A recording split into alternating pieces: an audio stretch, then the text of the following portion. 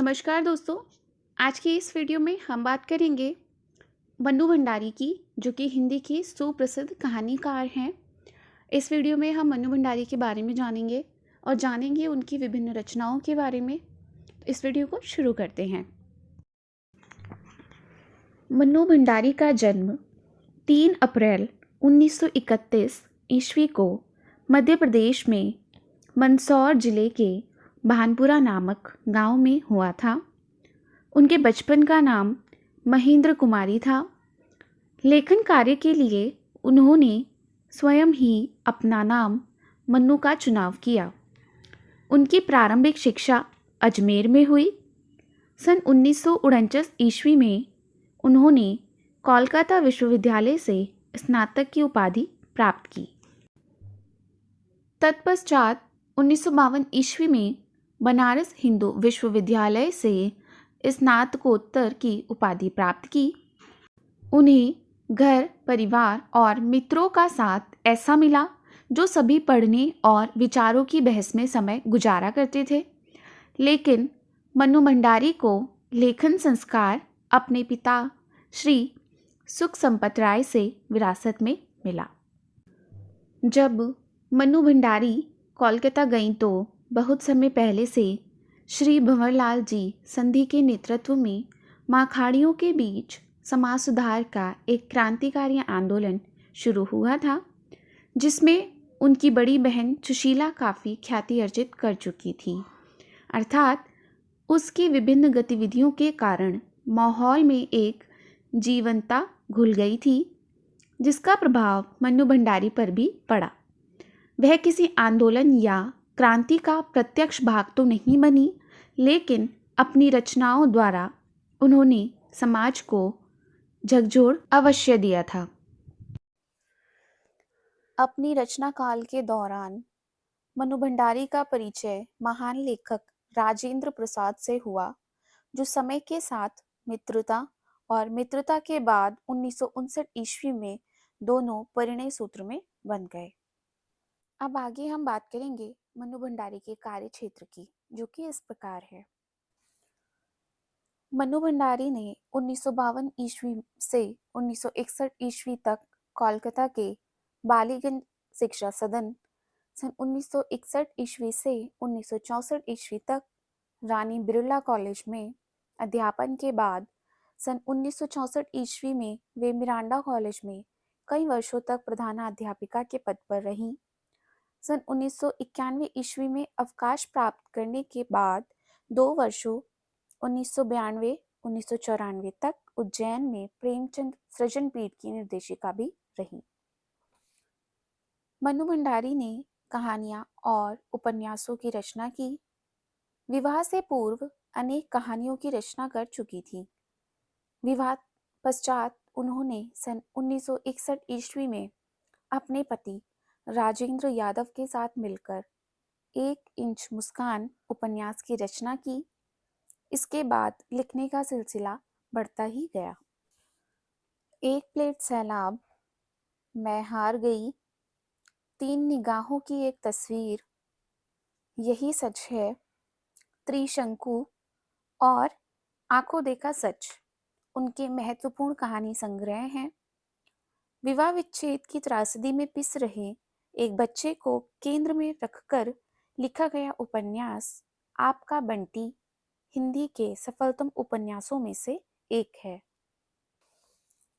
सन 1966 ईस्वी में इनका एक नाटक बिना दीवारों का घर भी काफी चर्चा में रहा। नौकरशाही में व्याप्त भ्रष्टाचार के बीच आम आदमी की पीड़ा और दर्द की गहराई को उद्घाटित करने वाले उपन्यास महाभोज आधारित नाटक अत्यधिक लोकप्रिय हुआ।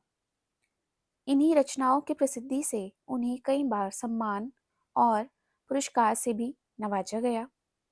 परंतु अपनी परिस्थितियों से घिरी मन्नू भंडारी ने लंबे समय तक अपनी लेखनी चलाने में निष्क्रियता दिखाई।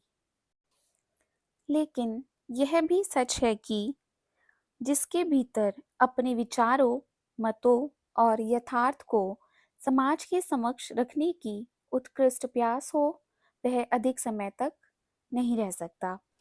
इसी प्रकार सन 1992 ईस्वी से मनु भंडारी ने फिर अपनी कलम उठाई और अपनी आत्मकथा एक कहानी यह भी को लिखकर अपने पाठकों से खुद को परिचित कराया।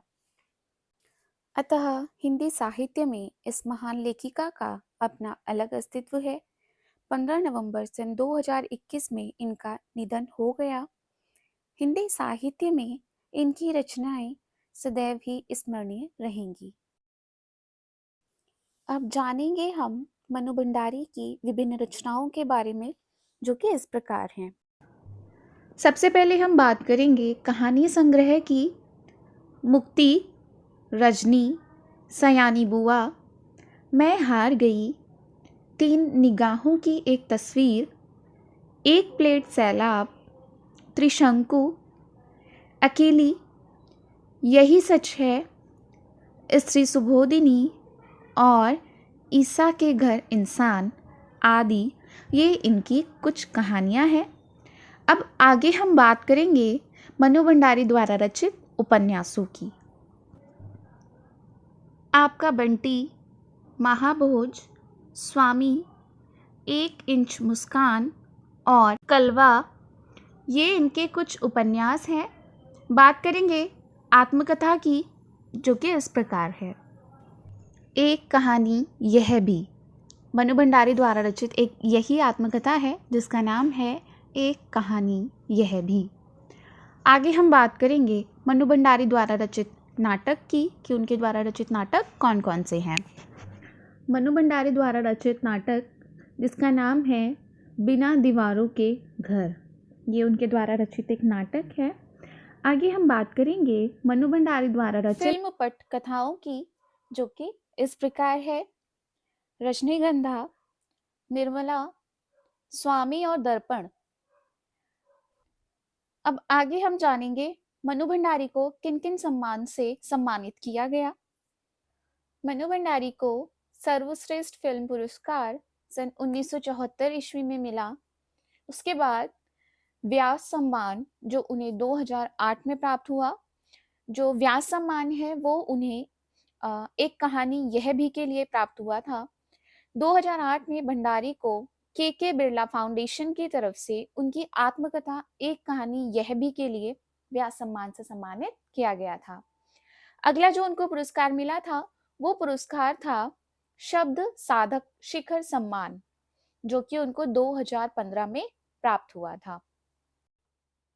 इसके साथ ही उन्हें हिंदी अकादमी दिल्ली का शिखर सम्मान, बिहार सरकार, भारतीय भाषा परिषद, राजस्थान संगीत नाटक अकादमी, उत्तर प्रदेश हिंदी संस्थान द्वारा पुरस्कृत किया गया है। तो दोस्तों, आज की ये वीडियो यहीं समाप्त होती है।